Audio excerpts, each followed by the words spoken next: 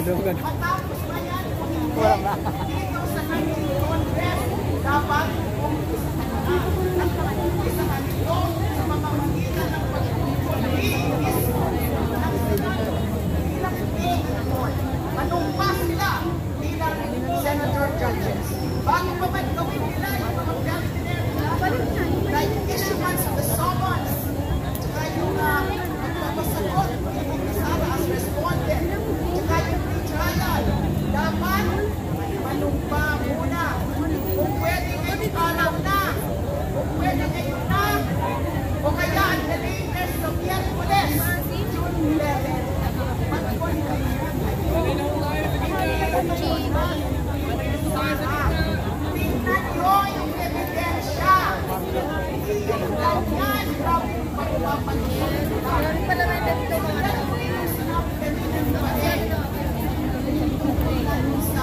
Sinasabing 9-9. It is a joke. At yan lalo magtulong tayo. Ang nila naman sa tapos yung proceedings. Imagine, bigyan lang ng 2 araw ang prosecution.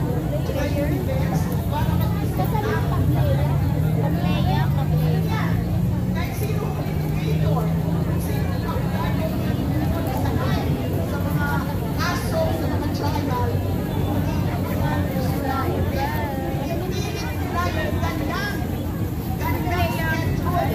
Kasi nga, gusto nila yung paano bang matapos agad para sa akin nakakakabayoy. Kasi imagine 2 days lang. Ito sinasabi pa, dapat daw 2 lang na article sa impeachment ang going subject ng trial.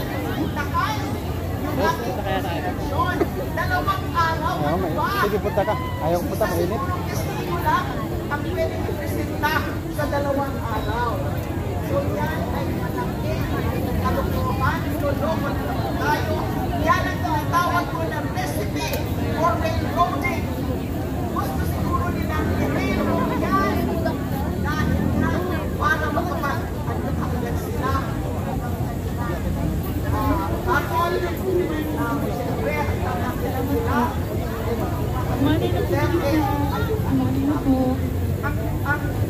Ang panawagan natin ngayon po, isahan na yung mga proseso. Matapos man yan hindi, pwede pa po sa next Congress.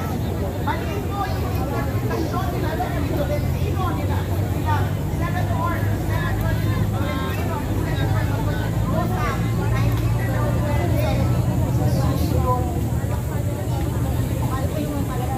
So kaya nakita natin, dahil maraming grupo na yung nagsalita ng issue ng mga statement. Kaya, ito, tingnan natin ang anong gagawin. Bakit daw? Ito na po, ang gandang gusto. Dapat po alampag natin sa Senado.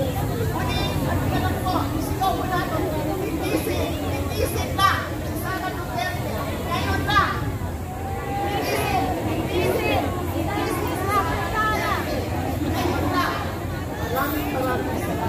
Hindi ba tayo magkakalasan mga kasama? Inaanyayahan muli ang mga kasamang nakasampa dyan. Please, ayusin ang command, bumaba, gumina. Yung itong nasa kanan, atras ng kaonte.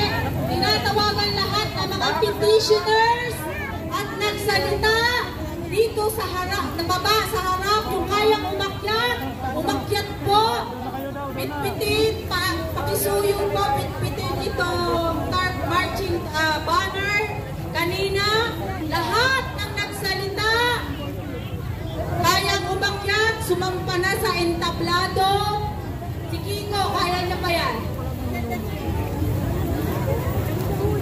Joshua Mata, Rafaela, Justin, aakyat si Doc Bar. Nagagalit sa akin.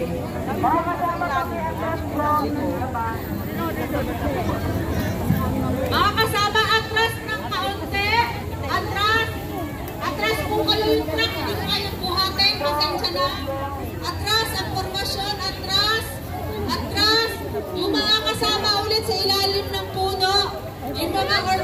station, marshals and command nyo, please pababain nyo 10 minuto na lang. Kayo,